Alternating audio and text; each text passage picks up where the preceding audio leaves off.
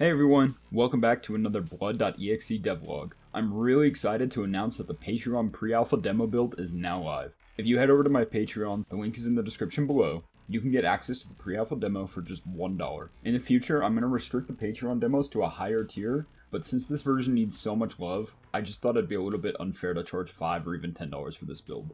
Anyways, let's talk about what the team and I got done this past week. This week has been crazy, and unfortunately, we didn't get that much content in that I wanted to get in, but we were able to get some stuff in, so, it's alright. Unfortunately, the game was having some packaging and compiling errors, and they were pretty big, and we couldn't get it fixed. I think it took us like 3 to 5 days to get them done. This chewed up a big chunk of our time, and we just wanted to make sure the game was packageable, so we weren't just working on it for no reason, and adding more things that could have broken it even more or anything like that. Anyways, we met some dude on the Unreal forums. His name was Lizard. He was able to help us out and fix the errors and get us back on track, and I'm so grateful for him. Absolute savior. After getting all that fixed, Superfly and I rushed to make sure we can get the demo build to a playable state. I went and quickly threw together this really crappy demo level, which won't be in the final game at all, but it's serviceable for our playtesting. It's honestly a really bad level, and it just doesn't fit this game's mechanics very well or art style at all. It's not cyberpunky, and it also just doesn't encourage wall running or sliding or anything. It's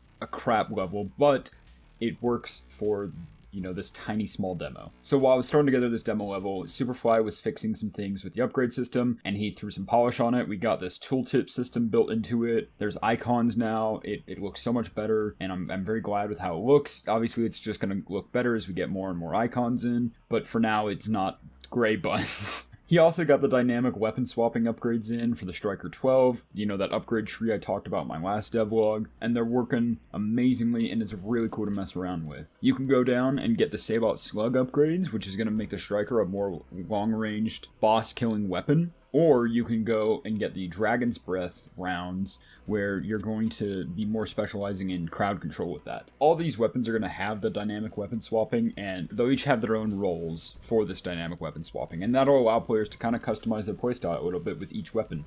So, I ended up adding in the new HUD as well, made by our lovely UI artist, at KMLArtist on Instagram, and I started to get it working, but there's still lots of polish that it needs.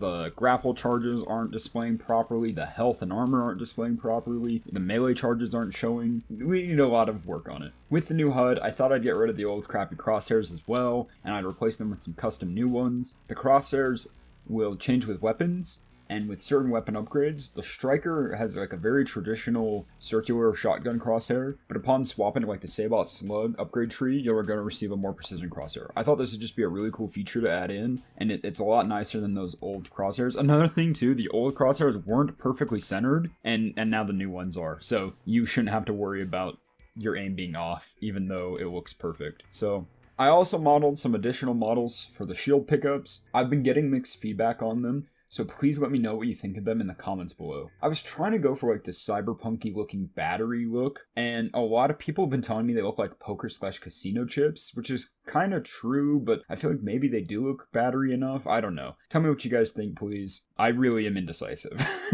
Finally, Didgeridoo got the taunt animation working, and I re-imported it into the game, and it's awesome. We're gonna have several taunts. It'll be a fun little thing. There'll be some more personality to the character because of that. Overall, we got some really good progress done. Just a lot of foundational stuff and not too much visual. I'm really excited to hear all the feedback from the demo build and hope you'll give it a shot on my Patreon. I'll be shooting for another one. It'll be more polished and have more features and just look better.